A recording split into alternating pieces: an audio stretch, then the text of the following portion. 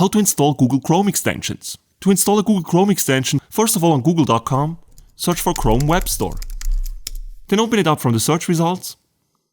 Next, in the upper right corner of the screen, search for the specific extension.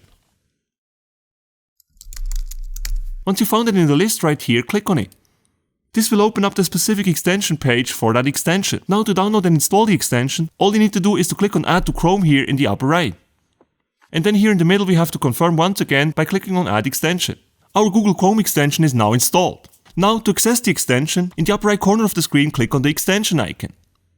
And then find the extension in this list here and click on it to open it up. Also, if you would like to pin the extension to this bar right here, then simply click on the pin icon next to the extension's name. The pin will then appear in blue, and you will then find the application here in this bar for quick access. When you click on it right here, you can also open it up from here. And this is how you install Google Chrome extensions. If you enjoyed this video, please make sure to smash the like button and subscribe for more Chrome tutorials.